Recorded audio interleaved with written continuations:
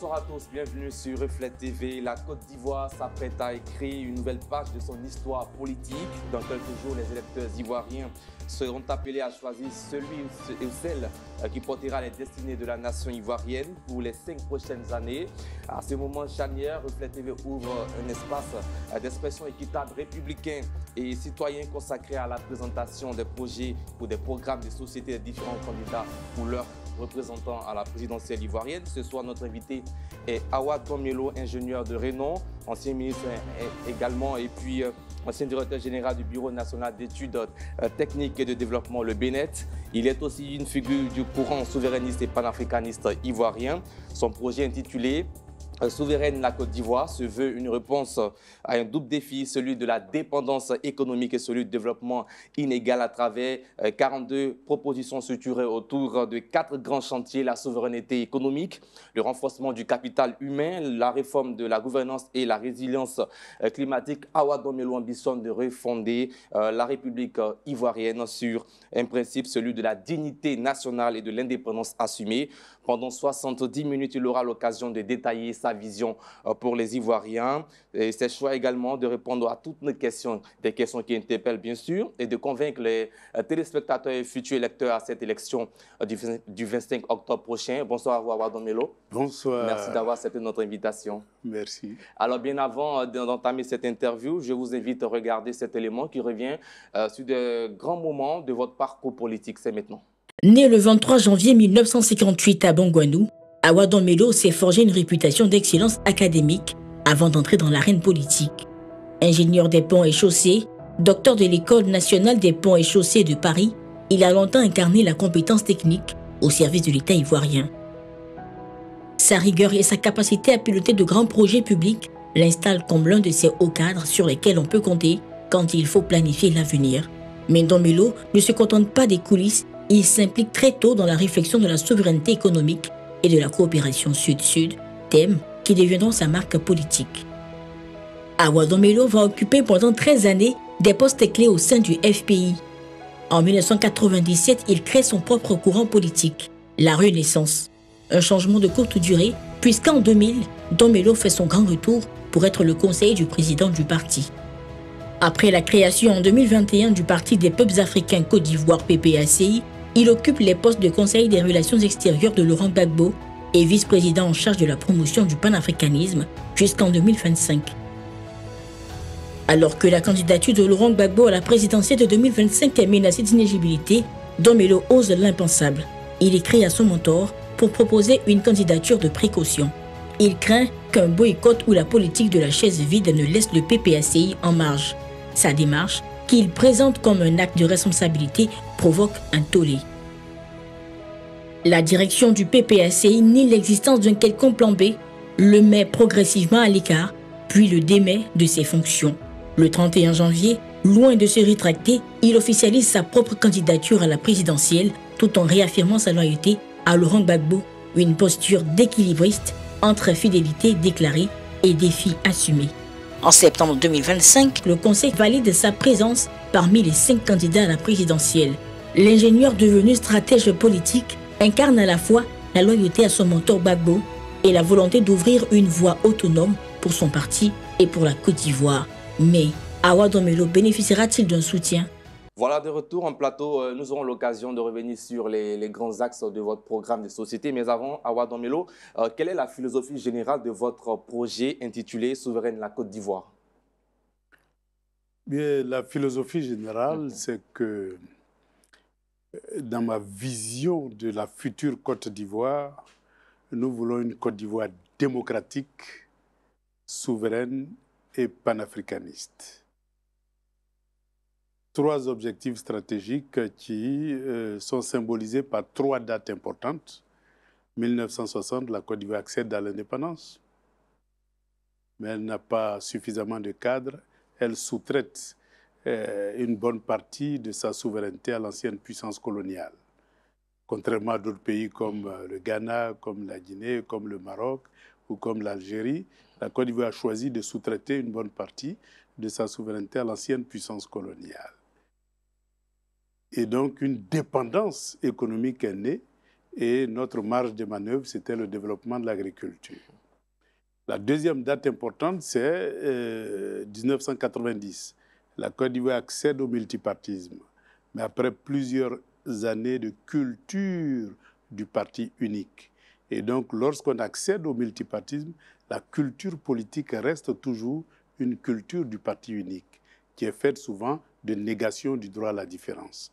Et c'est cette négation du droit à la différence qui fait naître les partis-États, c'est-à-dire les partis qui gouvernent pour eux-mêmes et par eux-mêmes en excluant les autres de la vie politique.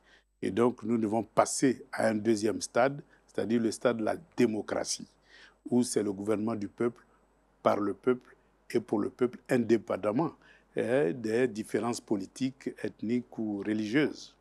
Et la troisième date la plus importante, c'est 2013, où les chefs d'État africains ont adopté l'agenda 2063, qui a pour objectif d'intégrer économiquement et sur le plan des infrastructures le continent africain et de faire progresser l'Afrique vers les États-Unis d'Afrique à l'horizon 2063.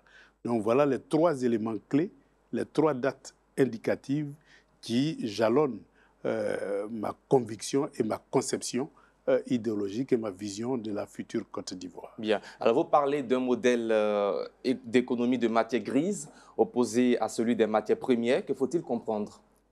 Ben, comme je vous ai indiqué en 60, la population ivoirienne était une population essentiellement rurale. Et donc, plus de 90% des Ivoiriens vivaient en milieu rural. Et donc, notre capacité de production, elle était beaucoup plus tournée vers l'agriculture. Et nous avons fait notre preuve. On est devenu premier producteur mondial de cacao. Et dans plusieurs domaines de l'agriculture, tels que le coton, l'EVA, le palmier à huile, etc., la Côte d'Ivoire est vraiment dans les top 5 de ces matières premières. Ça veut dire que nous avons réussi ce challenge. Le deuxième challenge, c'est de passer d'une économie des matières premières à une économie des matières grises, parce que nous avons maintenant beaucoup de cadres qui sortent des écoles et des universités et qui ont une formation extraordinaire en Côte d'Ivoire et à l'extérieur de la Côte d'Ivoire. Nous avons besoin que toutes ces intelligences viennent prendre en main le destin industriel de la Côte d'Ivoire, ce qui va permettre d'industrialiser totalement la Côte d'Ivoire et donc passer des matières premières aux produits finis, ce qui exige de la matière grise. Et donc, on n'est pas des docteurs qui chôment ou plusieurs cadres qui chôment parce que sortis des écoles, tout simplement parce qu'il n'y a pas d'usine et ils sont obligés d'aller en Europe, là où nos matières premières se transforment en produits finis. Il faut que ces matières grises-là travaillent maintenant pour le continent africain, pour industrialiser le continent. Voilà ce qui explique que nous avons besoin de passer de la matière première à la matière grise, qui constitue un capital humain important. Vous parlez beaucoup de souveraineté. Et comment vous définissez la souveraineté aujourd'hui dans le contexte ivoirien? La souveraineté suppose un développement du peuple par le peuple et pour le peuple, parce que la souveraineté appartient au peuple avant tout. Et ce n'est pas le cas en Côte d'Ivoire? Comme je vous ai expliqué, en 60, une bonne partie de notre souveraineté a été sous-traitée dans le domaine militaire, dans le domaine monétaire. Et en 2025 et dans le domaine aussi économique et industriel. Et en 2025, nous pensons que l'heure est venue pour se libérer des liens qui ont été tissés pendant la période post-coloniale pour qu'on prenne en charge nous-mêmes notre destin militaire, monétaire et notre destin industriel. Voilà ce que j'appelle... Est-ce que vous n'êtes pas en train de faire comme ces pays de l'AES qui ont rompu avec le colon, l'Occident, on va dire la France, et aujourd'hui se rapprochent de la Russie? Non, ce que moi je veux, c'est une rupture militaire, une rupture monétaire. Parce que lorsque vous avez un instrument monétaire comme le franc CFA, le problème de fond qui se pose, c'est que votre politique monétaire n'est pas définie exclusivement par vous, mais en partenariat avec l'ancienne puissance coloniale. Et donc cette politique monétaire-là, eh bien souvent, ça vous prive de votre épargne et ça vous rend non compétitif par rapport aux autres économies. Et donc en se libérant de cette chaîne-là, nous sommes capables non seulement d'avoir nos réserves chez nous, mais de créer un fonds souverain qui puisse nous rendre complètement souverains dans le financement de notre économie, comme les pays du Golfe, qui, lorsqu'ils ont pris leur souveraineté sur leur pétrole, sont devenus des bailleurs de fonds de toute la planète et financent eux-mêmes leur développement. Lorsque vous visitez ces pays, vous vous rendez compte de ce que signifie la souveraineté économique. Voilà ce que je veux pour la Côte d'Ivoire et pour le continent africain. Et en parlant de souveraineté et de résilience économique, vous proposez également d'annuler les accords de défense avec la France. Quelles seraient les conséquences concrètes également? Mais comme le Ghana, comme le Nigeria, comme le Maroc, comme l'Algérie, comme l'Éthiopie, comme l'Égypte, comme l'Angola, comme tous ces pays qui eux-mêmes ont leur propre puissance militaire pour se défendre. Et ils ont leur propre complexe industriel, au moins pour fabriquer les munitions et les fusils et les armes nécessaires pour se défendre. Donc nous voulons une souveraineté monétaire qui soit accompagnée du développement d'un complexe militaire qui puisse permettre d'être suffisamment autonome. Parce que n'oubliez pas que lorsqu'il y a embargo, eh bien, vous êtes privé de munitions et d'armes et donc vous êtes incapable de vous défendre. Et supposons qu'une rébellion naisse et soutenue par l'ancienne puissance coloniale qui vous met un embargo, vous êtes incapable de vous défendre. Donc la rébellion vient vous enlever et vous éjecter du pouvoir. Ça, c'est l'absence de souveraineté militaire. Et c'est une alternative pour vous pour garantir la sécurité nationale? C'est une garantie pour la sécurité nationale et pour la défense du territoire. Bien. Et quelle place pour les BRICS et la Russie dans votre vision de défense ivoirienne? Les BRICS ont une vision, c'est le développement de la souveraineté et d'un monde multipolaire, ce qui donne le choix à chaque pays de choisir ses partenaires qu'il souhaite. Et nous, moi, ma philosophie personnelle, c'est que nous avons besoin de technologies pour s'industrialiser. Et cette technologie-là, nous pouvons aller la chercher en Russie, nous pouvons aller la chercher en France, aux États-Unis, au Brésil, en Chine, en Inde, en Afrique du Sud et même chez nos voisins. Et donc, c'est ce monde multipolaire-là qui ouvre un champ énorme en matière de coopération internationale. Ça, c'est la vision des BRICS. Protection de la souveraineté et coopération multipolaire. Voilà ce que je souhaite pour la Côte d'Ivoire. Bien. Et sur le plan économique, quels secteurs économiques doivent, selon vous, revenir sous contrôle national?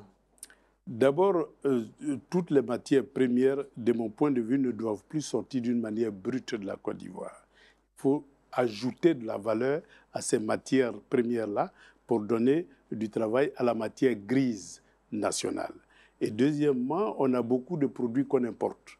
Prenons par exemple le cas des automobiles, des médicaments, de tout ce que vous voyez ici, des ampoules, des caméras, des téléphones que vous avez, tous ces éléments-là, eh bien nous importons. Et même le riz, nous avons souvent l'habitude d'importer du riz pour se nourrir. Et plusieurs produits sont importés. Et donc notre objectif, c'est de sélectionner un certain nombre de produits pour ne plus qu'on les importe, mais qu'on les produise sur place. Nous avons beaucoup de véhicules, il y a même des embouteillages partout, mais nous sommes incapables de produire une pièce détachée.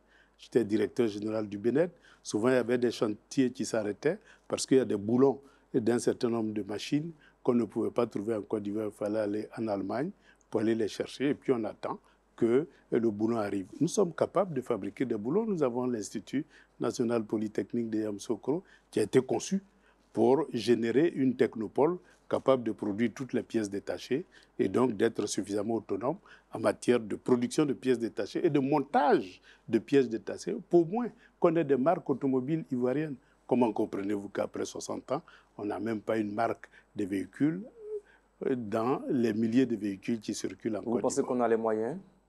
Ben, largement, on a les moyens. Et qu'est-ce qui manque donc? La volonté politique et une volonté de se soustraire des accords coloniaux, puisque la colonisation nous a spécialisés dans la production des matières premières et en même temps dans la consommation des produits finis venant des anciennes puissances coloniales. C'est ça le pacte colonial qui a été garanti par la défense, c'est-à-dire la présence de l'armée coloniale sur notre sol, et par la monnaie qui nous oblige à nous lier monétairement à l'ancienne puissance coloniale. Et donc ces deux instruments-là, pour moi, une fois qu'on sera libéré de ces deux instruments, nous pourrons avoir une politique autonome et les financer. Mais comment voulez-vous que la France vous finance pour fabriquer des véhicules pour concurrencer Peugeot et Renault? Ce n'est pas possible. Donc il faut qu'on ait notre fonds souverain et avec ce fonds souverain, nous fabriquons ce que nous avons décidé de fabriquer. Et donc la souveraineté économique, évidemment, est liée à la souveraineté financière. Bien, la souveraineté économique, c'est aussi la cacaoculture, le cacao qui représente, en tout cas, en Côte d'Ivoire, qui est la Côte d'Ivoire, pardon, est le premier producteur mondial de cacao avec près de 40% de la production mondiale.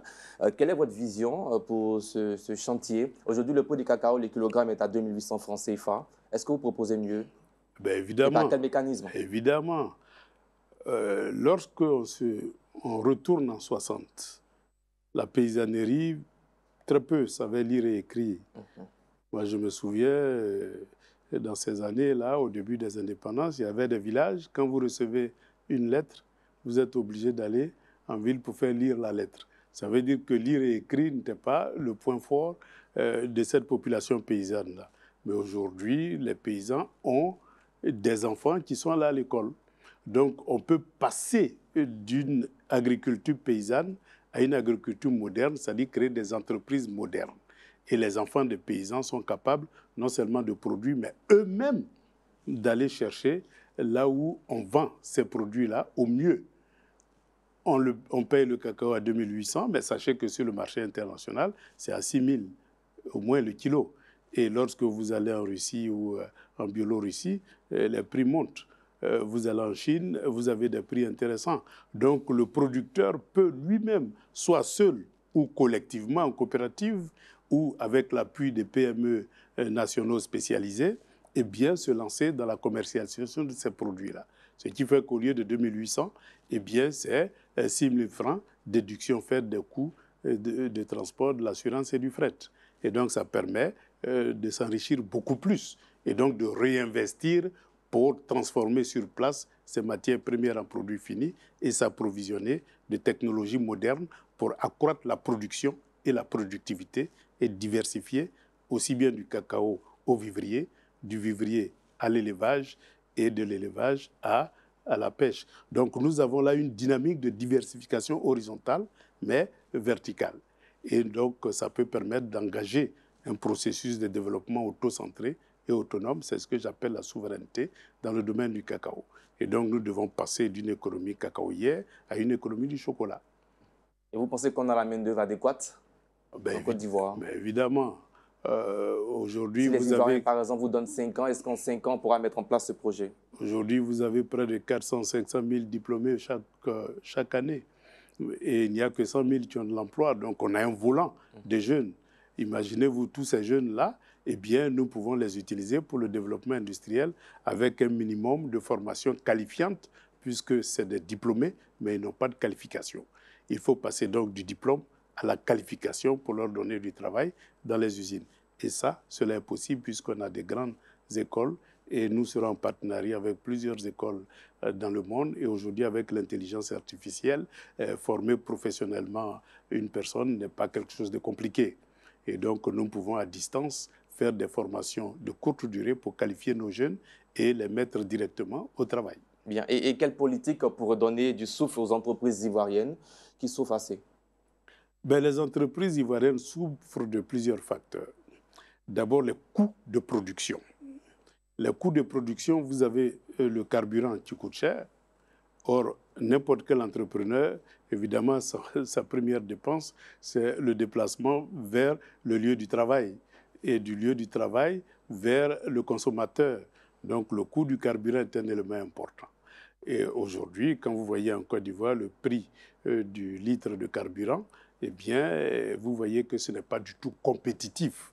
Nous sommes à plus de 800 francs, mais nos pays concurrents comme la Chine, etc., qui sont des pays industrialisés, eh bien, le prix est différent. Vous allez à Moscou, vous avez le litre à 250, au maximum 300 francs le litre, toute taxe comprise, contrairement à 800 ici. Donc, vous avez un gap de compétitivité dans ce secteur-là.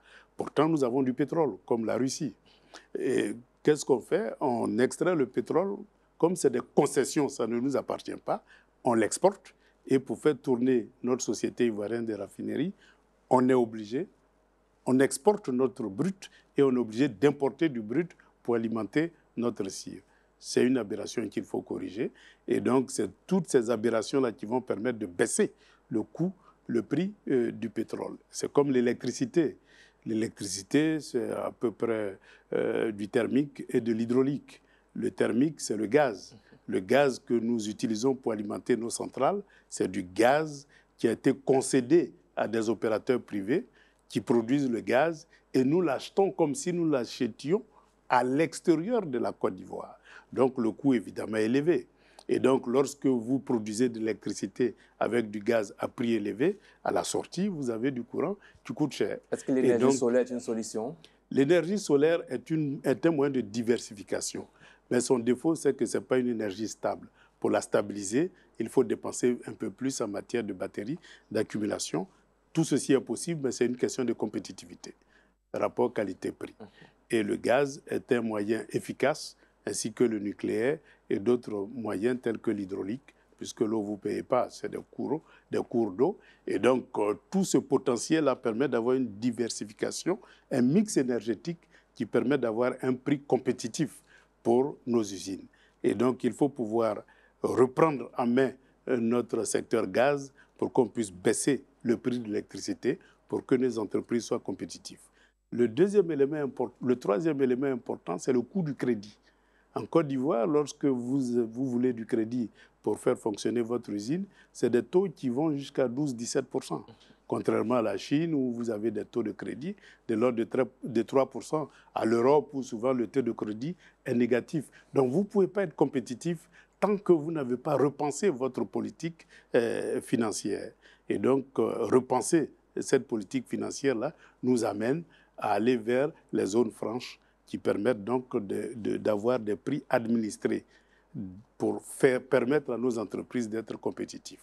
Et puis le dernier élément important, c'est le CFA lui-même. Le CFA n'est pas compétitif par rapport au Naira, ni par rapport au RMB, au yuan RMB. Il faut donc avoir sa propre monnaie? Il faut avoir sa propre monnaie et avoir sa propre politique monétaire qui permet à la monnaie d'être compétitive par rapport aux autres monnaies concurrentes. Bien, justement, on a des pays qui ont leur propre monnaie, mais des pays que la Côte d'Ivoire ne vit pas forcément dans la sous-région africaine. Mais avoir sa propre monnaie ne suffit pas. Il faut avoir les réserves nécessaires pour soutenir la monnaie.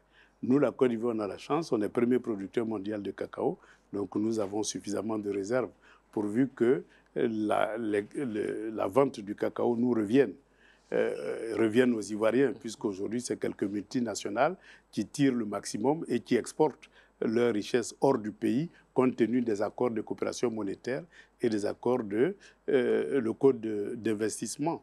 Donc, si nous avons nos réserves qui nous reviennent et que notre or, parce qu'aujourd'hui, on produit à peu près 50 tonnes d'or par an, mais c'est des contrats de concession où on n'a que 5-10%, et puis les 90%, c'est pour celui à qui on a concédé ces contrats-là. Il faut tout simplement renégocier ces contrats-là pour que notre or nous revienne. Donc, si notre or nous revient, que nos devises, nos réserves en devises nous reviennent, nous sommes capables de soutenir n'importe quelle monnaie. Mais si vous n'avez pas mis en place une telle économie et que vous créez votre propre monnaie, mais vous allez à l'abattoir parce que vous n'avez pas la contrepartie de la monnaie que vous avez créée en termes de réserve. Or, c'est ça qui fait la force et la puissance d'une monnaie. Qu'est-ce qui fait la force de l'euro? C'est toutes les matières premières que nous leur vendons. C'est ça qui constitue leur matière. Et tout l'or que nous leur cédons pour garantir leur monnaie, ça leur permet de lever du financement sur le marché international. Bien. Et donc, notre souveraineté exige qu'on ait suffisamment de réserves en or et de réserves en devises pour avoir une monnaie forte. Toujours dans le chapitre économique, quelle réforme fiscale pour les entreprises ivoiriennes? D'abord, la réforme fiscale, il faut voir ça sous plusieurs aspects.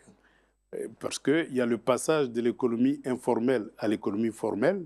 Il faut très vite mettre en place un programme qui puisse permettre de passer de l'économie informelle à l'économie formelle. Cela va permettre d'élargir l'assiette fiscale et donc d'avoir une politique fiscale qui ne soit pas du harcèlement fiscal, mais que tout le monde paye ce qu'il faut payer, mais d'une manière consensuelle, parce qu'aujourd'hui, eh bien, la politique fiscale est définie d'une manière administrative et autoritaire. Il faut négocier. Et donc, vous avez la capacité de mettre en place une politique fiscale avec l'élargissement de l'assiette fiscale qui permet de baisser la pression fiscale sur les entreprises. Parce que ça aussi, ça permet d'avoir du volant en matière de réinvestissement dans l'économie. Et donc, il faut encourager le réinvestissement et il faut encourager nos PME, nos secteurs informels pour qu'ils sortent du secteur informel et qu'ils aillent vers le secteur formel. Ça veut dire qu'il faut mettre en place des infrastructures. Nous, dans notre vision, on a prévu que pour que le secteur informel sorte de l'informel, il faut dans chaque quartier des villages économiques, c'est-à-dire des espaces dédiés avec des cases économiques où le secteur informel va venir opérer dans chaque quartier et sur toute l'étendue du territoire. Ça permet non seulement de donner un cadre sain aux artisans, aux commerçants, aux restaurateurs, etc., mais aussi d'avoir un cadre où ils passent de l'informel au formel. Et nous pouvons mettre en place une politique qui permet à l'État de récupérer une partie des recettes induites par le commerce de leurs produits. Et donc, nous sommes capables d'avoir un code d'investissement adapté à ce secteur-là, qui ne met pas tellement la pression fiscale, mais qui prélève sur le résultat, je vais dire, de leur commerce. Et ça permet donc d'avoir une souplesse en matière de gestion de la fiscalité, parce que, bon, souvent, ils n'ont pas l'expertise comptable, il faut mettre en place des services comptables, ils n'ont pas l'expertise en matière de qualification ou de certification de produits pour l'exportation. Il faut mettre en place des services adaptés. Ils n'ont pas accès au crédit. Il faut mettre en place des services de crédit adaptés dans ces villages économiques-là. Donc, tous les services qui permettent donc d'appuyer le secteur informel pour aller vers le formel, c'est ce que nous avons baptisé les villages économiques, avec des cases économiques. Est-ce que ce n'est pas un projet semblable à celui mis par le gouvernement en place à travers les guichets emploi jeunes qui permet de financer des projets des jeunes, du secteur informel comme des entreprises formelles également? Non, les guichets emploi jeunes, c'est sélectif. C'est sélectif parce qu'on choisit quelques jeunes et puis on leur dit vous avez droit à tel montant pour faire des investissements. Non. Il faut créer l'environnement pour que celui qui opère déjà dans le secteur informel soit dans le formel et mettre en place tout le système nécessaire parce que celui qui est déjà en exercice dans le secteur informel a les connaissances techniques nécessaires. Ce qu'il lui faut, c'est un environnement financier et des services pour passer de l'informel au formel et pouvoir certifier le produit qu'il met sur le marché de consommation et bénéficier du crédit nécessaire pour monter en grade son affaire. Et donc, c'est tout un environnement moderne, mais qui conserve et qui est orienté vers le secteur informel pour les rendre formels. Maintenant, les crédits aux jeunes, etc., ça, c'est une autre politique. Moi, je ne vois pas ça comme ça. J'estime qu'un jeune, d'abord, toute la jeunesse ivoirienne, ceux qui ne travaillent pas, il faut mettre en place un système qui permet d'avoir un revenu minimum d'insertion, ce qui permet à tout jeune non seulement de ne pas être handicapé sur le plan social, mais d'avoir le minimum pour sa survie.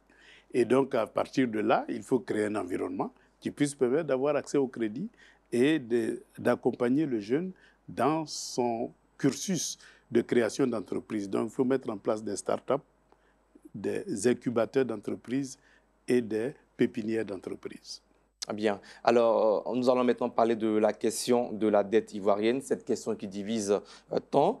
D'aucuns affirment qu'on donne du crédit, pour parler comme des Ivoiriens, qu'à ceux à qui nous avons confiance. Est-ce que vous partagez cet avis? La Côte d'Ivoire serait très endettée selon vous? Ou vous pensez que la dette est une solution au problème des Ivoiriens? La dette est un problème pour les Ivoiriens et ce n'est pas une solution. Surtout la dette. Est-ce que la conséquence de la dette, c'est la cherté de la vie? Évidemment, puisqu'il faut rembourser. Et lorsque vous n'avez pas de revenus ni de fonds de souveraineté, où est-ce que vous allez chercher l'argent pour rembourser la dette? Mais c'est dans la poche des citoyens. Et comment vous prenez l'argent dans la poche des citoyens? Mais en augmentant les prix des produits de consommation destinés à la population. Donc la dette entretient systématiquement je veux dire, la cherté de la vie. Et donc, aujourd'hui, la Côte d'Ivoire, comme vous constatez, eh bien, nous sommes endettés à hauteur de près de 30 000 milliards. Et le service de la dette, c'est-à-dire ce qu'on est obligé de payer chaque année, c'est autour de 5 400 milliards de francs CFA, ce qui, par rapport au budget, constitue près de 40% du budget. Bien. En dépit de tout ce que vous avez dit, quelle stratégie pour pouvoir réduire le poids de la dette ivoirienne? D'abord, il faut comprendre comment cette dette-là est créée. Prenons le cacao. Nous avons du cacao. Nous donnons des licences d'exportation à des opérateurs privés qui achètent à 2 800, qui le vendent à 6 000 le kilo. La différence, c'est-à-dire plus de 3 000 francs CFA multiplié par 2 milliards de kilos, puisque nous avons 2 millions de tonnes par an, vous avez à peu près 6 000 milliards. Ces 6 000 milliards-là, où ça s'en va? Mais dans la poche des privés, de quelques privés. Moi, ma politique, c'est justement de faire de telle sorte que ce volume financier-là revienne en partie à l'État et en partie aux opérateurs nationaux. Et donc, constituer un fonds de souveraineté qui puisse permettre de faire face à la dette. Et donc, si nous avons ce fonds de souveraineté, eh bien, nous sommes capables de nous désendetter. C'est-à-dire, au lieu d'emprunter, ben, nous-mêmes, nous finançons notre propre développement. Et donc, voilà comment on peut désendetter progressivement la Côte d'Ivoire et faire face à sa dette. Donc, pour moi, oui, il y a une solution possible. Et ce n'est pas une solution inventée. Hein. Tous les pays qui ont été dominés, lorsqu'ils ont repris un peu en main leur économie, ils ont annulé automatiquement leur dette au bout de 2 ans, en remboursant intégralement. Bien. Et donc, ce n'est pas des problèmes insolubles. On a la capacité, surtout qu'on est premier producteur mondial de cacao, d'avoir suffisamment de revenus si notre économie nous revient. C'est pour ça que je parle de souveraineté économique. Bien, Awa Dombele, nous allons maintenant parler éducation et formation. Vous proposez une loi cadre sur l'éducation. Quelle en serait la priorité? D'abord, la loi cadre sur l'éducation, il faut faire le constat net. Nous avons une école qui est héritée de l'école coloniale. C'est-à-dire nous avons des salles de classe, nous avons un tableau et nous avons des élèves. Et on leur apprend tout au tableau. Et donc, quelle est la conséquence? C'est que si vous voulez former un agriculteur, il sait bien planter au tableau, mais si vous lui donnez de la terre, eh bien, il ne sait pas ce qu'il faut faire. Donc, il a des diplômes, mais il n'a aucune qualification professionnelle. Il faut briser cette distance-là entre le diplôme et la qualification professionnelle. Donc, il faut changer l'école pour que l'école donne non seulement des diplômes, mais des qualifications. Donc, à côté de la salle de classe, il faut des laboratoires et il faut des pépinières d'entreprise et des incubateurs. Évidemment, ça met du temps. Mais entre-temps, il faut dans cette loi cadre-là, une loi spécifique qui légifère sur la formation par alternance entre le milieu professionnel et l'école, ce qui permet de donner une qualification à l'élève. Et puis ensuite, il faut faire revenir les bourses. Parce qu'aujourd'hui, il y a beaucoup d'élèves qui ne peuvent pas aller à l'école tout simplement parce qu'ils n'ont pas d'argent. Donc, en faisant revenir les bourses, nous donnons les moyens à ces élèves-là de poursuivre aisément leur cursus scolaire. Et troisième élément, il faut relever, disons, le revenu des enseignants. Eux-mêmes, ils ont proposé des indemnités supplémentaires pour que l'enseignant non seulement suive l'élève en classe, mais suive son itinéraire pour sa qualification professionnelle. Donc, il suit l'élève pour avoir un diplôme, mais il le suit aussi dans l'acquisition de qualification.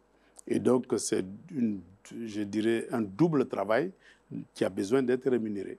Mais en même temps, il faut encourager la recherche et la création de brevets.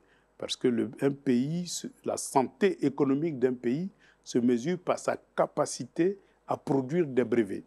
Et chaque brevet est une industrie potentielle qui peut se développer dans une pépinière d'entreprise ou dans un incubateur. Et donc là, nous avons tout un système d'enseignement supérieur à rénover, tout un système éducatif à rénover pour que l'élève qui rentre à l'école ait du savoir-faire et du savoir-faire faire. Vous êtes en train de dire que tous les pouvoirs d'Houphouët-Boigny à Alassane Ouattara ont tous échoué sur le côté de l'éducation. Non, parce que l'économie était de type primaire. Donc, qu'est-ce qu'on avait besoin? Des gens qui savent lire et écrire, qui remplissent notre administration. Et puis, bon, comme l'économie était paysanne, sans révolution technologique, c'est la daba, c'est la machette, on n'a pas besoin de qualification. Donc, l'école était à l'image de notre économie. Mais si nous voulons industrialiser la Côte d'Ivoire, nous avons besoin d'une nouvelle école. Bien. Nous parlons de nouvelle école. Votre regard sur le niveau scolaire aujourd'hui en Côte d'Ivoire et universitaire également? Très bas. Mathématiques, 0. Un élève arrive en 6e, souvent en mathématiques, c'est complètement nul. En écriture aussi, c'est nul, parce que nous avons mis en place un système pédagogique qui permet, je vais dire, à l'élève de progresser, même s'il ne connaît rien. Et donc, ce système-là produit évidemment des analphabètes. Et donc, nous avons un système complètement gangréné. Et ceux qui s'en sortent, c'est ceux qui ont souvent recours à des cours du soir, des cours complémentaires, ou qui vont tout simplement dans le secteur privé. 70% de notre école aujourd'hui est privée. Ça veut dire que l'école publique a disparu. Il faut faire revenir l'école publique pour qu'on puisse vraiment suivre d'une manière professionnelle les enfants que nous mettons à l'école et pour leur permettre d'avoir la qualification nécessaire pour que la Côte d'Ivoire retrouve ses lettres de noblesse, c'est-à-dire puisse produire des génies. Mais malgré tout, il y a quelques génies qui naissent et qui, par leur génie propre, sont aujourd'hui au niveau international de grands mathématiciens, de grands ingénieurs et qui alimentent plusieurs universités, aussi bien en Côte d'Ivoire que hors de la Côte d'Ivoire. Donc c'est la loi faible des grands nombres, mais il faut faire la loi forte des grands nombres, c'est-à-dire plus de qualifications, plus de diplômés et plus d'élèves excellents pour que la Côte d'Ivoire soit dans la catégorie des pays en matière de formation qui soit un pays excellent. Nous avons la capacité. L'exemple l'INPHB, qui est une référence, il faut multiplier ce genre d'exemples-là pour qu'on puisse produire de plus en plus d'ingénieurs. Parce que l'industrie, c'est l'ingénierie. Si vous avez moins d'ingénieurs, vous avez moins d'industrie. Plus vous aurez des ingénieurs, plus ceux-là seront capables de créer des entreprises et de les faire tourner. Bien. Il y a aussi la question de santé. Vous souhaitez renforcer le capital humain en Côte d'Ivoire. Quelle réforme du système de santé envisagez-vous si vous êtes élu président? Le système de santé, il faut le voir à deux niveaux. Le niveau préventif. Le niveau préventif, la maladie la plus populaire en Côte d'Ivoire, c'est le palu. Après le choléra, plus d'autres maladies. Je pense que ça, c'est lié à l'assainissement de notre environnement. Nous avons une armée qui ne fait rien en temps de paix. Et donc, il faut utiliser cette armée-là. Ça, c'est le premier réservoir pour assainir notre environnement. Le deuxième réservoir de main-d'œuvre, c'est les déscolarisés, qui souvent ne font rien. Il faut instaurer la loi une loi spécifique pour le service civique qui permet à tous ces jeunes-là de bénéficier du revenu minimum d'insertion. Et en contrepartie... Il y a aujourd'hui les centres de services civiques qui existent sur le territoire national où ces jeunes sont intégrés et formés. Oui, mais ce n'est pas tous les jeunes. C'est sélectif. Il faut généraliser. Tout jeune, c'est un droit qu'il faut conférer à tout jeune. Parce que tout simplement, tout jeune a droit à un revenu minimum d'insertion. Et en contrepartie de ce revenu minimum d'insertion, eh bien, il y a des tâches d'utilité publique que ce jeune-là peut accomplir. C'est exactement, si vous voulez, la généralisation des filets sociaux. Aujourd'hui, les filets sociaux existent, mais c'est sélectif. Il faut que ça soit un droit pour tout le monde, tous les jeunes. Bien. Et puis, sur le volet santé? Sur le volet santé, je vous ai parlé de l'aspect préventif, mais l'aspect... le système de santé en général? Le système de santé en général, aujourd'hui, il y a des avancées. Aujourd'hui, on peut dire qu'un centre de santé tous les 5 km, c'est possible. On a atteint ce niveau-là. Ce qu'il faut faire, c'est d'abord l'équipement. Le plateau technique est souvent faible, et puis l'environnement. Souvent, il n'y a pas d'eau, il n'y a pas d'électricité. Il faut utiliser l'énergie solaire, c'est plus simple pour ces centres de santé-là. Et puis l'approvisionnement en médicaments. Nous n'avons pas d'industrie pharmaceutique très développée en Côte d'Ivoire. Et le temps est venu pour que, dans chaque région, on ait la possibilité de produire des médicaments adaptés. Et donc, pour nous, l'industrie pharmaceutique doit être un élément important, ainsi que l'industrie de matériel médical. Dans tous les cas, les deux vont de pair. Et donc, une fois qu'on aura mis en place cette politique-là, eh bien, nous sommes capables non seulement d'équiper nos centres de santé, mais de les approvisionner. Et puis, nous avons une médecine traditionnelle qui est très performante. Il faut moderniser par la recherche-développement, et puis par le développement des académies pour certifier ces médicaments-là et les autoriser à être sur le marché national et international. Et ça, cela est possible. Et qu'allez-vous faire de la couverture maladie universelle? La couverture maladie universelle ne peut survivre qu'à deux conditions. D'abord, ceux qui ont des revenus, qui peuvent s'offrir une cotisation qui puisse leur permettre d'avoir accès à la couverture maladie universelle. Et deuxièmement, ceux qui, pour le moment, n'ont pas de revenus, il faut les assister. Donc, si nous faisons une assistance médicale à côté d'une couverture maladie, eh bien, nous sommes capables d'avoir un système complet à condition que les plateaux techniques suivent et que les centres de santé soient approvisionnés pour que la couverture maladie puisse être efficace. Sinon, aller demander à un paysan qui est dans son campement d'acheter l'assurance maladie universelle, ça ne lui sert à rien. Parce que dans tous les cas, quand il est malade, c'est avec des médicaments traditionnels qu'il se soigne. Donc, il faut généraliser le plateau technique qui puisse permettre d'avoir accès d'une manière universelle à la santé. Bien. Alors, Awa Dombelo, nous allons marquer une courte pause. C'est l'heure de la réclame publicitaire. On revient juste après pour la dernière séquence de cette interview, 30 minutes, mais après la pub. De retour de la pub, vous suivez Entre deux News. Durant cette période des campagnes, tous les jours, nous aurons sur ce plateau des candidats ou leurs représentants pour comprendre leur programme de société. Je rappelle à tous ceux qui viennent de nous prendre en marche que notre invité de ce soir est Awa Dombelo. Bien avant la pub, nous étions dans le chapitre social. Dernière question sur ce chapitre. Comment renforcer la cohésion sociale dans un contexte politique souvent tendu, sinon tendu présentement? Il faut dire que la crise de 2002 jusqu'à 2011 s'est terminée par une vraie guerre.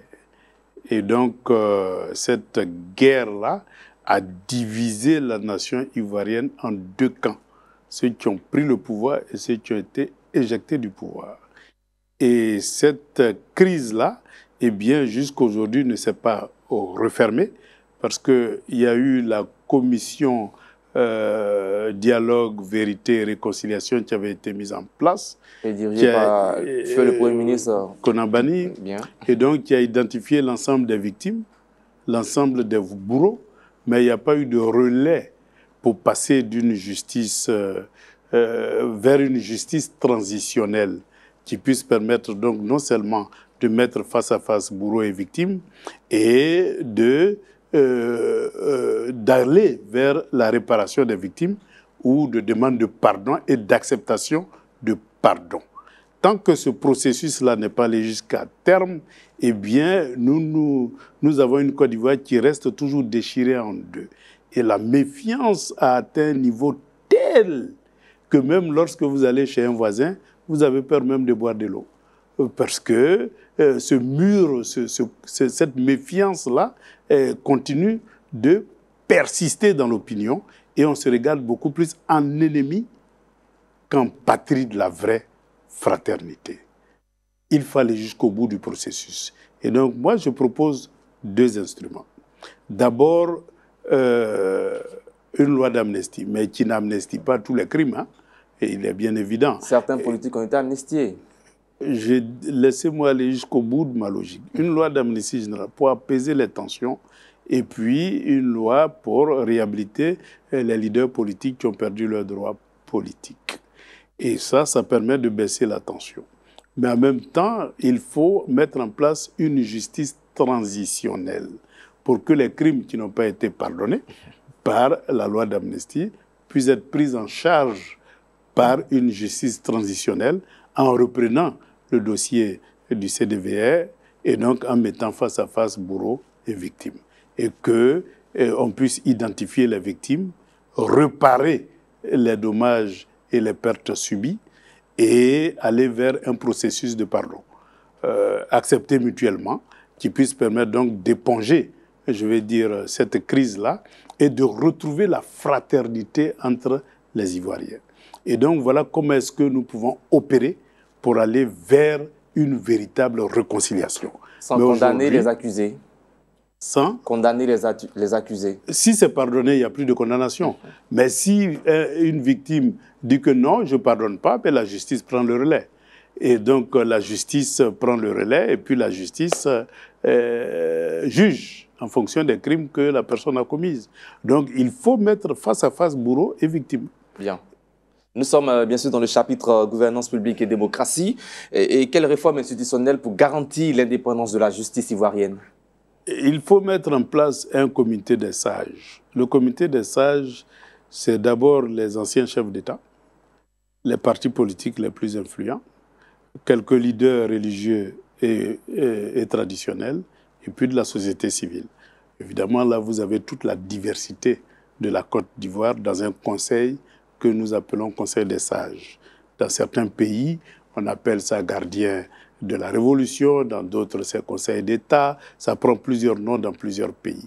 Mais c'est un véhicule neutre, non ethnique, non politique, parce que transpolitique, et en même temps suffisamment indépendant des différents partis politiques pour que nous puissions mettre en place, je veux dire, un processus de neutralité de l'État, à savoir une commission électorale où les membres sont validés par le Conseil des sages, une magistrature suprême dont les membres sont validés par le Conseil des sages, et si tous les éléments de la démocratie et de la justice sont obtenus d'une manière consensuelle, nous avons une justice indépendante, une commission électorale indépendante, un découpage électoral consensuel, une liste électorale consensuelle, la démocratie peut jouer et la justice peut jouer son rôle. C'est ainsi que nous pouvons créer une république où il y a un pouvoir, des contre-pouvoirs, et nous avons une administration qui peut assumer sa neutralité vis-à-vis de chaque citoyen. C'est ainsi qu'on peut moderniser notre République et moderniser notre démocratie. Bien, vous avez parlé de la CEI. Voyez-vous une CEI avec ou sans les partis politiques? Peu importe, l'essentiel, c'est que tous les membres qui sont choisis soient choisis de manière consensuelle par le Conseil des sages qui regroupe tous les partis politiques. Et donc, évidemment, si vous choisissez un partisan, et il y a l'autre parti qui va dire non, je ne veux pas de celui-là, pour qu'on aille progressivement vers un choix consensuel qui soit accepté par toutes les parties. Et c'est la seule façon d'avoir un arbitre neutre. Si tout le monde choisit, forcément, cet arbitre est neutre. Et s'il est soupçonné, eh bien, le Conseil des sages peut remettre en cause sa neutralité et puis changer d'arbitre. C'est comme ça qu'on peut construire une véritable démocratie et qui soit avec une commission électorale indépendante et qu'on ait un code électoral consensuel et puis qu'on ait une démocratie avec un arbitrage qui donne satisfaction à tous les acteurs politiques. Bien, ce n'était pas prévu, mais votre critique de cette CEI? Mais la critique de la CEI, c'est qu'aujourd'hui, tous les membres sont choisis d'une manière, je dirais, partisane. D'apparence, on peut dire qu'il y a 18 membres, bon, il y a 4 du parti de l'opposition, 5 du parti au pouvoir, et puis quelques institutionnels. Mais quand on est dans le cadre d'un parti-État, quelle est la différence entre quelqu'un qui dit les membres, ministres ou bien représentants du ministère de la Défense et représentants à la CEI? Le parti-État, nous avons le parti qui gère l'État et le chef du parti est toujours chef de l'État. Et donc, vous voyez qu'il n'y a pas de séparation entre l'État et le parti. C'est ce qui rend un peu biaisé la commission électorale indépendante. Et parce malgré tout, vous partez à cette compétition? Ben parce qu'il faut faire avec ce qu'on a. Certains ont refusé de ne pas y aller. Ben parce qu'il faut faire avec ce qu'on a. Puisque ce n'est pas moi qui décide. En espérant quoi en retour? En espérant que ça va s'améliorer. Parce qu'on peut battre un adversaire aussi avec sa propre commission électorale. Tout dépend de la volonté du peuple, parce que c'est le peuple qui est souverain. Si le peuple vote massivement, le peuple impose sa volonté. Ça a été le cas en 2000, ça a été le cas dans plusieurs élections où le peuple a manifesté sa véritable souveraineté en imposant les résultats des urnes. Et donc, nous pensons que le peuple souverain saura prendre ses responsabilités. Et aujourd'hui, avec les nouvelles technologies, franchement, il est difficile de tricher. Et le problème de la fraude électorale, c'est à plusieurs niveaux. D'abord, il faut qu'il y ait autour de l'urne des représentants de l'opposition comme des représentants au pouvoir, pour ne pas falsifier les résultats ou bourrer les urnes. Ça, c'est le premier niveau. Deuxième niveau, le transport des PV. Il ne faut pas que ça change en cours de route. Et troisième niveau, il ne faut pas qu'une force militaire partisane vienne sortir du bureau de vote les représentants du candidat pour bourrer les urnes. Donc il y a toute cette dimension-là. Mais aujourd'hui, s'il y a une forte mobilisation populaire, il est bien évident qu'il est difficile de venir dire à quelqu'un « sors des urnes ». S'il y a une forte mobilisation populaire et que les candidats sont représentés, le PV qui va sortir des urnes, automatiquement, avec les nouvelles technologies, se retrouve dans tous les QG. Et donc, nous sommes capables de consolider des résultats dans chaque QG et puis avoir chacun ses résultats et comparer. Et donc, chacun va à la commission électorale indépendante avec les résultats qu'il juge probants. Et donc, avec ça, il est bien évident que le débat démocratique peut avoir lieu pour savoir qui a véritablement gagné les élections. Et donc, c'est ce combat-là que nous voulons mener. Il y a une CEI, mais il faut mettre en place des contre-pouvoirs autour de la CEI. Et ces contre-pouvoirs-là, eh bien, c'est les nouvelles technologies qui peuvent servir de contre-pouvoir. Il reste moins de 2 semaines pour cette élection. Vous avez déjà le soutien de certains leaders de l'opposition, dont Kevin Fini de Pro Côte d'Ivoire, la Moussa Dianko du Renouveau démocratique. Est-ce que vous espérez également un soutien des dernières minutes du PPACI, votre parti politique, et du PDC-RDA également, qui fondent ensemble le Front commun? Ben, tous les soutiens sont bienvenus. Je crois qu'aujourd'hui, c'est dans l'intérêt de tous d'utiliser la voie des urnes. Parce que la Constitution nous donne la possibilité de sanctionner un gouvernement par les urnes. C'est ce que nous autorise notre Constitution. Et donc, si nous voulons sanctionner le gouvernement qui est là, à quoi sert de combattre les opposants qui cherchent à prendre le pouvoir? Il faut les accompagner pour sanctionner ce gouvernement dans les urnes et donc changer de régime. Si certains préfèrent encore M. Ouattara à M. Domelo, c'est leur choix. Hein. En me combattant, évidemment, ils soutiennent directement et indirectement l'adversaire qui ne veut plus. Donc c'est un choix. Et notre rôle, c'est d'expliquer aux militants que si vous ne voulez plus de M. Ouattara, allez-y le sanctionner dans les urnes. Et choisissez n'importe quel candidat de l'opposition que vous voulez bien voir. Et donc c'est comme ça qu'on peut convaincre l'électorat pour que l'électorat aille dans les urnes pour sanctionner le gouvernement et mettre en place une nouvelle équipe gouvernementale qui va engager la Côte d'Ivoire sur le chemin de la démocratie, où on va passer des partis-États que nous avons toujours observés à un État véritablement démocratique et mettre tous les Ivoiriens au travail, quel que soit leur parti politique et leur religion. Or, aujourd'hui, la Côte d'Ivoire est atteinte de ce que je peux appeler, elle est atteinte de ce que je peux appeler un AVC. C'est-à-dire hémiplégique. Le parti qui est au pouvoir s'accapare de tout, et puis ceux qui ne sont pas au pouvoir eh bien, sont gelés en attendant de revenir au pouvoir. C'est de l'alternance sans alternative. Bien. Et les électeurs vous attendent également sur le chantier de la corruption. Comment allez-vous parvenir à lutter contre ce fléau-là, la lutte contre la corruption en Côte d'Ivoire? D'abord, il faut généraliser l'informatisation de l'administration pour que plusieurs actes, disons, administratifs soient réalisés par Internet. Ça, c'est la première décision. Il faut rendre la justice indépendante et il faut mettre en marche la haute cour de justice. C'est ainsi qu'on aura tous les éléments. Si nous avons une justice indépendante telle que j'ai décrit et nous avons la haute cour de justice, eh bien maintenant, c'est le système d'alerte de la société civile pour dénoncer tous les corrompus et puis la justice prend le relais.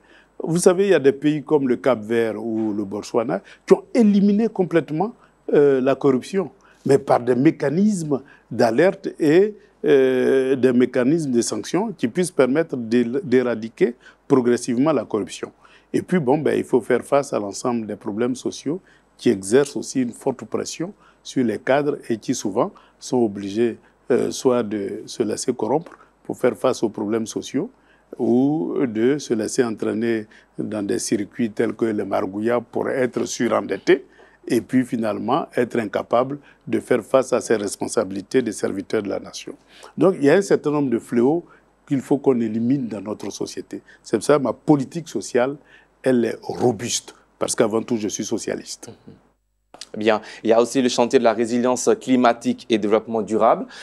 Pourquoi faire de la résilience climatique un pilier de votre programme des sociétés? C'est important parce que la Côte d'Ivoire, évidemment, ne produit pas trop de gaz à effet de serre, mais subit le changement climatique au niveau international. Et donc, ce changement climatique a plusieurs effets. D'abord, au niveau de l'agriculture, nous constatons que le calendrier agricole, aujourd'hui, ne coïncide plus avec le calendrier pluviométrique. Ce qui fait que vous pouvez planter au moment où vous attendez la pluie ne vient pas.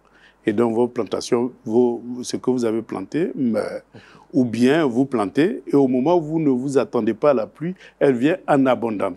Dans tous les cas, vous perdez de la production. C'est ce qui explique l'impact aujourd'hui sur la production du cacao à travers le monde, ce changement climatique-là. Et donc, c'est un élément important. C'est pour cela qu'il est important qu'on puisse restaurer notre couvert forestier qui a été fortement troublé. Et donc, ça permettra non seulement de constituer des puits de carbone, mais en même temps de réguler le système climatique. Et évidemment, il faut changer de système agricole pour aller vers l'agriculture irriguée qui puisse permettre donc de faire face à la variation climatique. Le deuxième élément du changement climatique, c'est les inondations. Aujourd'hui, on a beaucoup d'inondations.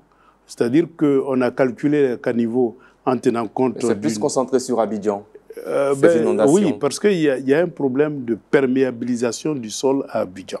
On a tellement bitumé et bétonné qu'il n'y a plus de possibilité d'absorber une partie de la pluie par l'infiltration. Et donc, tout court vers les caniveaux. Et comme on a des pics de pluviométrie et que les caniveaux ne sont pas dimensionnés pour ces pics de pluviométrie, vous avez donc la conjugaison de ces deux effets-là qui fait qu'il y a inondation.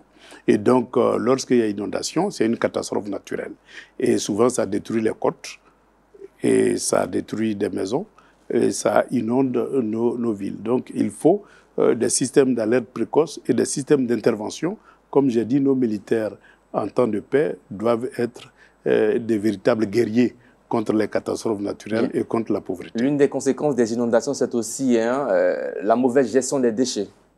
Ben, bon, aujourd'hui, il faut constater qu'à Abidjan, il y a une amélioration. Ça, c'est vrai. Mais on doit aller plus loin. On doit aller plus loin. Même l'incivisme de la population on doit aller plus loin. Justement, c'est là que il faut qu'on éduque la population et qu'on mette en place des mécanismes qui leur permettent de collecter leurs déchets tout le long de leur parcours. C'est comme les déchets solides, c'est comme les déchets liquides, où on déverse de l'eau usée un peu partout. Quand on a fini de laver son linge, on sort derrière la maison et puis on déverse l'eau, etc., etc. Ce sont des vecteurs de génération de paludisme. Et donc, nous devons assainir notre environnement et éduquer la population au civisme. Et donc, c'est tout ce mécanisme-là d'éducation qui doit permettre donc de régler les problèmes d'ordures. Et si nous y arrivons, eh bien, nous aurons fortement contribué. C'est pour ça que je dis qu'il faut une éducation de la population par le service civique. Voilà, le service civique, et puis par les retraités. On a plein de retraités, il suffit de les indemniser pour qu'ils soient des éducateurs de la société. Et donc, nous avons beaucoup de capacités de former la population au civisme. Et donc, il faut utiliser toutes ces capacités-là pour aller de l'avant. C'est comme les églises, c'est comme les mosquées, qui sont des lieux qui sont utilisés uniquement, souvent 1 jour sur 7. Mais qu'est-ce qu'on fait du reste du temps? Est-ce qu'on ne peut pas exploiter ça pour donner de l'éducation civique à la population ou les alphabétiser? Donc, il y a autant de possibilités que notre programme a prévu pour le développement du civisme et le développement du capital humain. parce que c'est l'homme qui crée la richesse. Bien. Ce n'est rien d'autre. Un mot sur le panafricanisme et votre politique extérieure. Quelle position adopterez vos relations avec la France, les États-Unis, la Chine et les BRICS? Eh bien, pour moi, il faut qu'on ait notre souveraineté et qu'on puisse aller chercher, parce que ce qui nous manque, comme je dis toujours, c'est la technologie pour industrialiser notre économie. C'est ce qui nous manque. Et donc, il faut aller chercher la meilleure technologie au moindre coût partout où cette technologie se trouve. Il y a des pays qui sont spécialisés dans la production de médicaments, comme l'Inde, qui est une grande usine mondiale de production de médicaments, qui ont des techniques très simples et moins chères. Il faut aller chercher. Vous avez, en matière de production d'énergie nucléaire, vous avez un pays comme la Russie qui a une capacité énorme en matière de production de micro-centrales nucléaires. Ils sont très spécialisés, mais il faut aller chercher. Ils sont les meilleurs au monde, donc il faut aller chercher. C'est comme les satellites, c'est comme la télécommunication, c'est comme la cybercriminalité. C'est le plus grand au monde, il faut aller chercher. Et en matière agro-industrielle, je regrette, le Brésil est une des grandes puissances. Il faut aller chercher la technologie là-bas. Vous allez en Chine, c'est le pays le plus industrialisé. Ils fabriquent maintenant des usines clés en main et qu'ils viennent monter à moindre coût. Mais si nous voulons industrialiser la Côte d'Ivoire, il faut aller chercher. En Europe, on a encore des grandes écoles. Moi, j'ai fait l'école des ponts et chaussées, j'en suis très fier. Et je pense qu'on peut former encore des compétences dans ces universités. En Europe aussi. Est-ce que la Russie serait ce bon partenaire pour la Côte d'Ivoire? Tous les pays, je dis, là où on n'a pas besoin de la couleur ou du nom d'un pays pour savoir si la technologie est compétitive ou pas. Il faut aller prendre là où elle se trouve, que ce soit en Russie, en Chine, en France, aux États-Unis. Les GAFA, quels sont les meilleurs dans le monde? Mais c'est les États-Unis. Mais il faut aller chercher.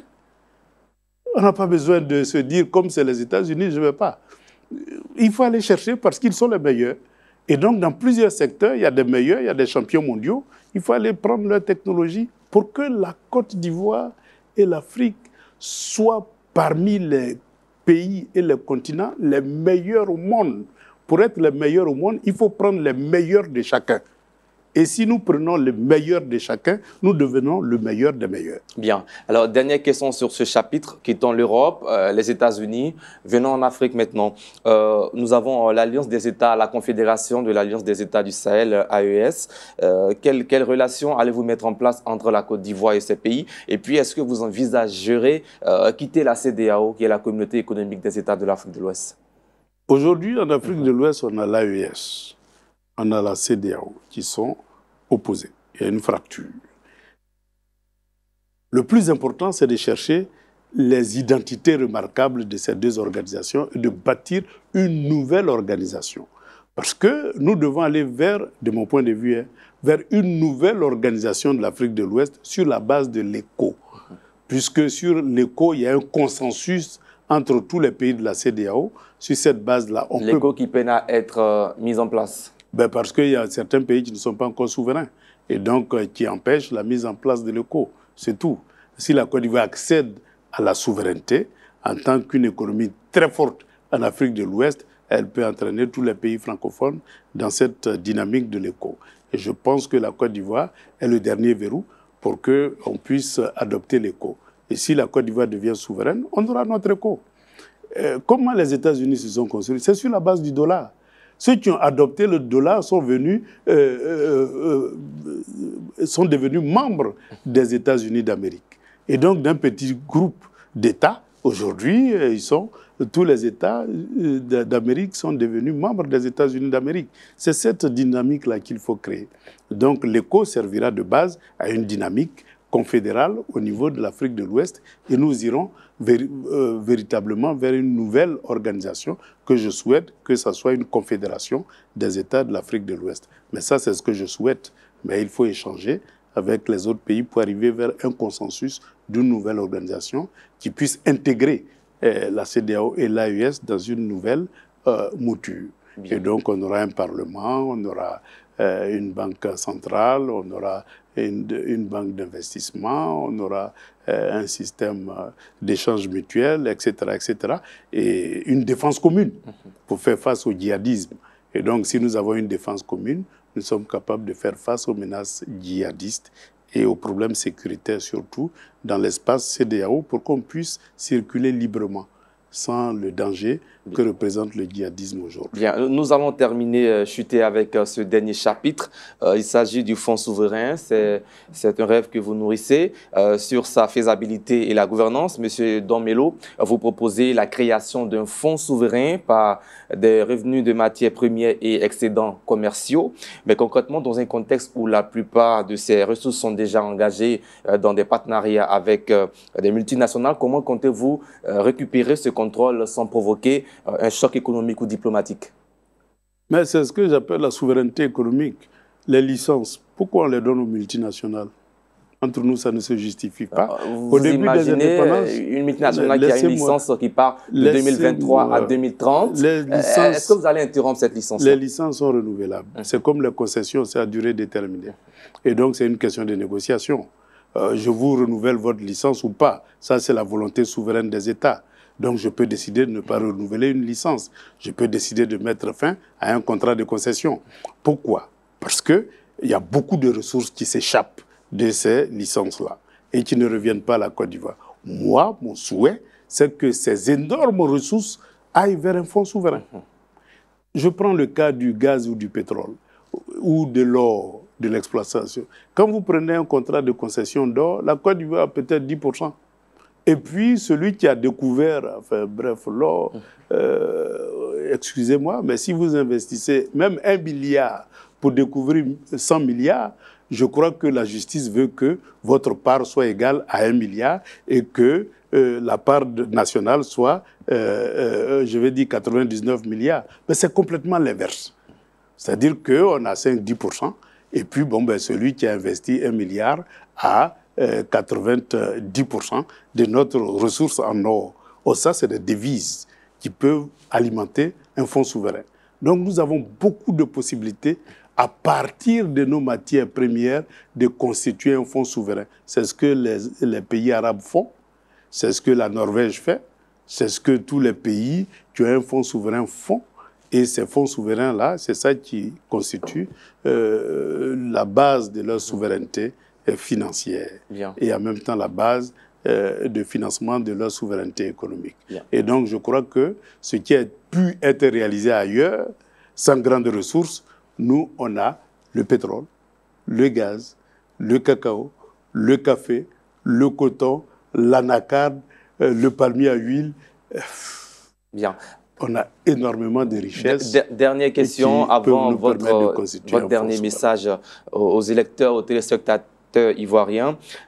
Vous insistez sur le contrôle étatique de ce fonds souverain, mais l'expérience de plusieurs pays africains montre que les fonds souverains deviennent souvent opaques et mal gérés par nos États. Quelle garantie concrète de transparence, de gouvernance et d'audit indépendant comptez-vous mettre en place pour éviter toute dérive? C'est la bonne gouvernance. Il faut sanctionner les mauvais gestionnaires, c'est tout. Si vous constatez une défaillance, d'abord, il faut certifier le fonds souverain pour que les procédures, les processus qui sont mis en place permettent de détecter toutes les formes de déviance par rapport aux procédures, aux processus. Une fois qu'une structure est certifiée, tout dépend maintenant des mécanismes de sanctions qu'on met en place. Si on détecte, on audite qu'on détecte, qu'on ne sanctionne pas, eh bien la mauvaise gouvernance continue. Or, moi, ce que j'envisage en matière de justice, c'est une justice indépendante et donc des institutions qui sont capables d'interpeller. Et puis un Parlement avec une haute cour de justice. Donc celui qui gère mal, il est interpellé, il est sanctionné et ça ne va plus se reproduire. Donc tout dépend du système de bonne gouvernance mis en place pour pouvoir avoir une bonne gestion. On a fait appel aux compétences lorsque on avait pris le pouvoir avec Laurent Gbagbo en 2000. Qu'est-ce qu'on a fait? On a lancé un appel d'offres pour choisir les Ivoiriens les plus compétents, sans tenir compte de leur appartenance politique, mais ils ont fait du beau boulot. Au niveau du Trésor, au niveau de l'impôt, au niveau d'un certain nombre de structures étatiques. Et donc, il faut c'est pour ça que je dis la Côte d'Ivoire a suffisamment de potentiel en ressources humaines pour qu'on se débarrasse des considérations politiques. Il faut que les meilleurs talents gouvernent la Côte d'Ivoire indépendamment de leur appartenance politique. Et c'est comme ça qu'on peut construire une Côte d'Ivoire démocratique. En somme, est-ce qu'on peut dire que ce fonds souverain est le socle de votre programme de société? C'est la dimension financière de notre programme de société. Parce que si vous n'êtes pas financièrement souverain, eh bien vous êtes incapable de financer votre développement. Qu'est-ce qui se passe aujourd'hui? On fait une campagne, on a un programme, et puis à la fin, on demande aux bailleurs de fonds de venir financer. Mais quel bailleur de fonds occidental a intérêt que l'Afrique s'industrialise? Aucun. Ils ont besoin tout simplement des matières premières africaines.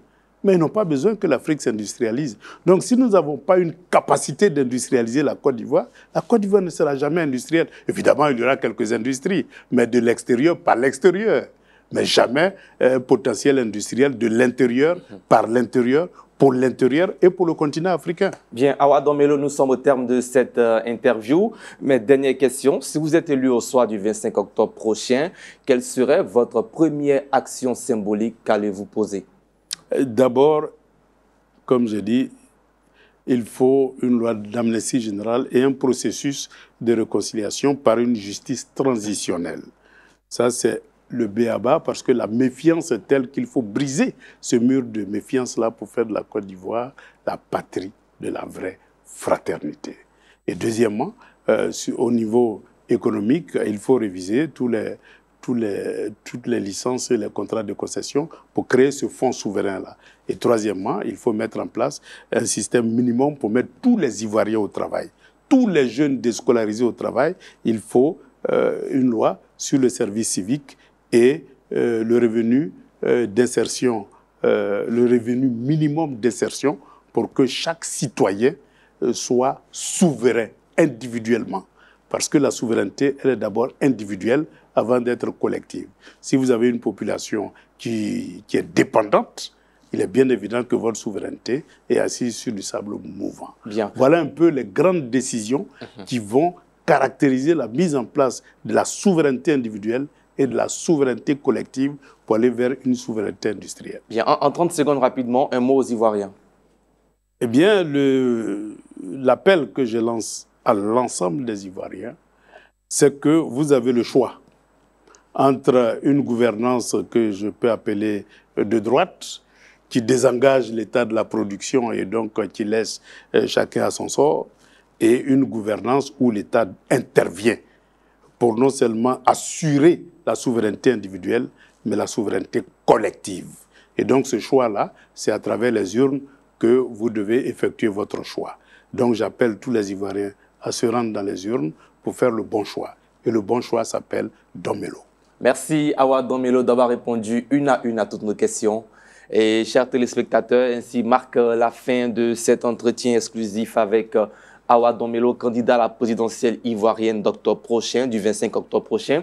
Faut-il le signifier bien avant cette émission, conformément aux invites du régulateur, la Haute Autorité pour la communication audiovisuelle, nous avons bien sûr envoyé des invitations à tous les candidats à cette élection présidentielle. Seul le candidat Awa Don-Melo a répondu à notre invitation. Merci de nous avoir suivis. Rendez-vous à demain pour un autre numéro d'Entre-deux News. Je tiens à rappeler qu'au cours de ces 2 semaines de campagne, chaque soir à partir de 19h30, nous aurons sur ce plateau les représentants des candidats pour aborder dans des détails les différents aspects de leur programme de société. Que Dieu veille sur vous et sur la Côte d'Ivoire. Prenez soin de vous. Bonsoir. Merci.